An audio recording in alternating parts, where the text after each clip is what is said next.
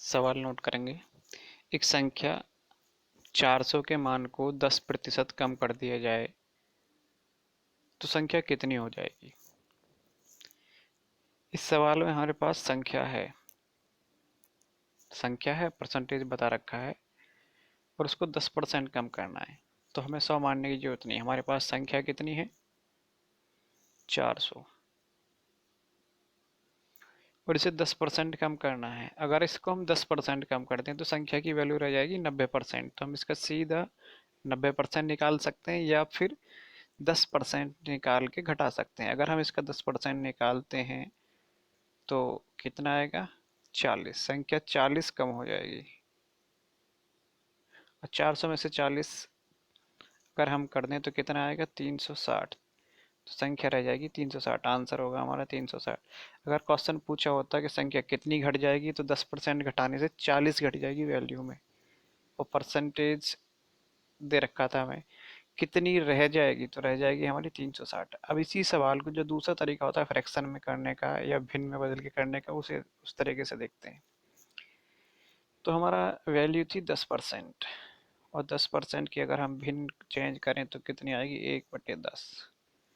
शुरू में हमने देखा था ये जो नीचे वैल्यू होती है ये मूल वैल्यू होगी और ये इस 10 का 10% निकाले तो कितना आएगा 1। तो हमेशा हमारी जो मूल संख्या है वो नीचे लिखी होगी, जो ओरिजिनल नंबर होगा या जो जिसके साथ हमें परसेंटेज निकालना होगा।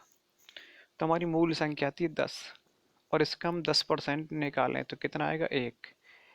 तो यानी 10 का अगर हम 10% कम कर दें तो यानी 1 कम कर दें तो संख्या कितनी रह जाएगी 9 रह जाएगी।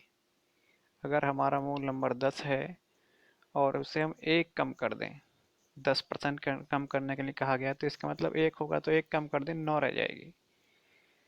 तो हमारी संख्या 9 है। अब जो हमें वैल्यू दे रखी है 400 वो किसके बराबर है, तो हमारी मूल संख्या है। तो ये जो 10 है हम इस 10 की कंपेयर 400 से कर सकते हैं। 10 बराबर 400 तो 1 बराबर कितना आएगा 40 के। 1 की वैल्यू 40 है। अगर हमें यहाँ से निकालना है तो संख्या कितनी कम हो जाएगी, तो कम हुई है हमारी 1। तो एक ये आंसर आ गया, 1 की वैल्यू 40 है। कितनी रह जाएगी, तो मूल संख्या 10 थी, 1 कम है 9 रह जाएगी। तो 9 की वैल्यू निकालेंगे अगर हम यहाँ से तो 1 बराबर 40 आया था और इसकी 9 बार गुणा करेंगे तो 9 चौक 36 कितना आएगा 360। तो संख्या रह जाएगी हमारी 360 फ्रैक्शन में बदल के। जब भी हम परसेंटेज को भिन्न में बदलेंगे तो नीचे मूल नंबर आएगा। अगर ये परसेंटेज 10% बड़ा है तो ऊपर जो नंबर आएगा ये बड़ा हुआ नंबर होगा। अगर ये 10% कम हुआ है तो ऊपर जो नंबर आएगा वो घटा हुआ नंबर होगा, यानी इसकी परसेंटेज वैल्यू होगी ये कम हो या ज़्यादा हो। एक और सवाल देखेंगे। एक संख्या 600 के मान को 20% बढ़ाया जाए तो संख्या कितनी हो जाएगी। 20% बढ़ाएं तो संख्या कितनी हो जाएगी। तो यहाँ देखेंगे संख्या हमारे पास दे रखी है 600, मूल नंबर है और 20% है। जो वैल्यू है हमारी वो है 20%। और 20% का अगर हम भिन्न में चेंज करें तो 20×5 यानी 1/5। तो इसका मतलब ये है हमारी और नंबर 5 है और 20% बढ़ाएं यानी 1 बढ़ जाएगी, और बढ़ने के बाद कितनी हो जाएगी 5 पहले थी और 1 हो जाएगी बढ़ के, तो कितनी हो जाएगी ये हो जाएगी हमारी 6। 1/5 है हमारी ये।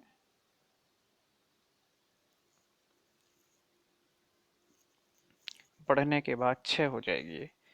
तो किससे कंपेयर करें हम,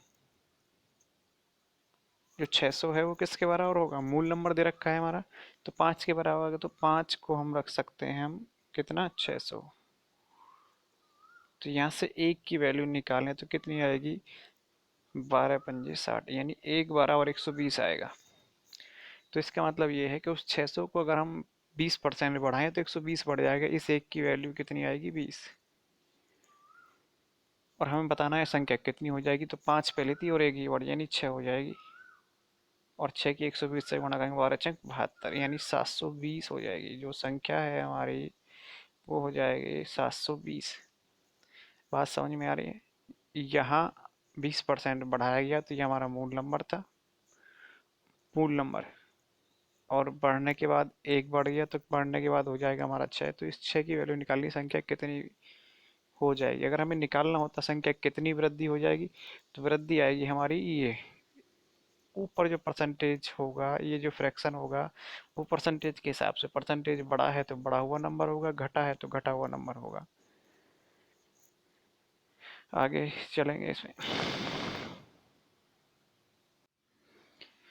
एक संख्या के मान में 12% की कमी करने पर संख्या 440 रह जाती है, तो संख्या कितनी है। यहाँ पे संख्या कितनी वो हमें नहीं दे रखा है, परसेंटेज वैल्यू दे रखी है और घटने के बाद कितनी है वो। दो तरीके हैं, या तो हम 100 मान के करें, और 100 नहीं करेंगे तो इस 12% को भिन्न में बदल सकते हैं। 12% भिन्न आएगी 3/25। ये 25 क्या आएगा, जो नीचे तुम्हारा 25 है ये क्या है, ये इसका मूल नंबर है। और 3 क्या है, 3 इस 25 का 12% है जो घट गया है। तो 25 में से अगर हम 3 कम कर दें, संख्या जो कम हुई है, तो 22 रह जाएगी। और यही सवाल ने बताया है कि संख्या 12% कम होने के बाद 440 रह जाती है, तो ये इसके इक्वल आना चाहिए 440 के। तो एक बराबर कितना आएगा, 2। एक की वैल्यू 2 आ गई, हमें निकालनी मूल संख्या, तो मूल संख्या हमने मानी 25, और ये 25 जब एक बराबर 2 है, सॉरी 2 नहीं 20, तो 25 बराबर कितना आएगा, तो 25 दूनी 50, यानी संख्या हमारी जो थी वो कितनी थी, 500 थी। ये हमारा आंसर होगा, मूल संख्या थी 500 और घटी कितनी है, तो जब एक बराबर 20 है और घटी हमारी कितनी है 3, तो 3 बराबर कितना आ जाएगा 60। तो संख्या में कमी हुई है 60, और घटने के बाद कितनी रह गई है, तो सवाल में ही बता रखा है 440। 500 में से अगर 60 घटाएं तो 440 रह जाएगी। दूसरा, इसे 100 मान के भी कर सकते थे। तो अगर संख्या को हम 100 मान लेते, संख्या थी हमारी 100, 12% की अगर इसमें हम कमी कर दें तो 12 ही कम होगा, तो 100 में से अगर 12 कम कर दें तो कितना आएगा 88। 88 रह जाएगी हमारी संख्या। अब इस 88 को हम बराबर रख सकते थे किसके, सवाल ने बताया था 440 के। यहाँ से 44 से यहाँ तो 10 बार कटेगा, और 44 दूनी 88, और 2 से काट देते हैं यहाँ पे 5 बार, यानी 1 बराबर 5, और हमें मूल नंबर बताना था 100। अब जो संख्या मानी, अब 100 मानी हमने, तो 100 बराबर कितना 500, तो संख्या हमारी हो जाती है 500। तो जो आसान लगे उस तरह से कर सकते हो। आगे, एक संख्या को यदि 15% कम किया जाए तो संख्या 99 कम हो जाती है। संख्या कितनी थी, यहाँ पे हमें वो नहीं दे रखा है संख्या कितनी हो गई है घट के, ये नहीं दे रखा है संख्या कितनी थी, हमें ये बताया संख्या कितनी घटी है। तो पहले तो 15% को हम फ्रैक्शन में चेंज करेंगे, और 15% को अगर भिन्न में बदला जाए तो 15/100, 5 तिया 15, और 5 दूनी 10, यानी 3/20, ये हो जाएगी हमारी संख्या। यानी मूल संख्या कितनी 20, और 3 क्या है वो कमी है, 15% कम करने के बाद, यानी 3 कम हो रही है। सवाल ने बताया एक संख्या को 15% कम किया जाए तो 99 कम होता है। ये संख्या घटने के बाद नहीं, 99 घटी है, तो हमारे हिसाब से 15% को अगर हम घटाएं तो कितनी कम होती, 3 कम होती है। हम इस 3 को बराबर रख सकते हैं 99 के। हमें ये लैंग्वेज समझनी होगी सवाल की, किस सवाल में क्या दे रखा है, वो उसी के हिसाब से हम कंपेयर करेंगे 20 के या इसके, या माइनस करके या प्लस करके। आगे, तो एक बराबर कितना आएगा 33, और हमें बतानी क्या है संख्या कितनी थी, तो संख्या हमारी मूल मानी 20, तो 20 बराबर कितना आएगा 33 दूनी 66, संख्या थी हमारी 660। 660, और कितने की कमी हुई है इसमें, 99 की कमी हुई है। और हमें निकालना, अगर ये निकालना है कि संख्या कितनी रह जाएगी, तो 660 में से हम क्या घटा सकते हैं, 99 माइनस कर सकते हैं, आंसर आ जाएगा हमारा पूरा। ए के पास उपलब्ध धन में यदि 5% की वृद्धि हो जाए तो उसका धन 300 रुपये बढ़ जाता है। तो उसके पास पहले कितना धन था तथा अब कितना धन होगा। तो 5% की वृद्धि की गई है ए के धन में, तो क्या करना होगा इसमें हमें, 5% इक्वल कितना होगा फ्रैक्शन में 1/20 के। 20 क्या है, जो पहले धन था, 5% बढ़ाया गया मतलब वृद्धि कितने की है, 1 की वृद्धि है।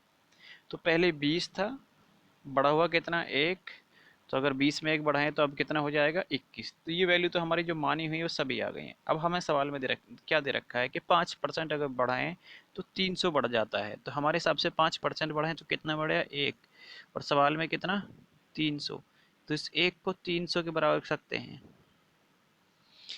एक जो हमारा 300 वृद्धि है वो सवाल में दे रखी है, जो हमारे हिसाब से 1, तो कितना बढ़ गया 300। तो हमें अगर वृद्धि पूछी होती कितने की तो 300 की, तो वृद्धि सॉरी वो सवाल में दे ही रखी है।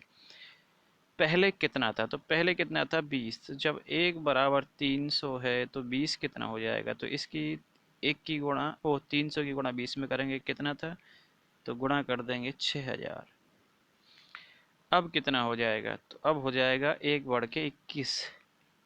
तो या फिर हम 6000 में 300 जोड़ दें तो कितना हो जाएगा 63। तो 6300 या 21 की गुणा हम कितने से कर दें, 3 से कर दें। 21 की 21 इस दोनों को ऐड करेंगे तो 21 हो जाएगा जो धन है हमारा। तो 21 या 6300 हो जाएगा, या फिर हम वृद्धि 300 की दे रखी है वो इसमें ऐड कर देंगे।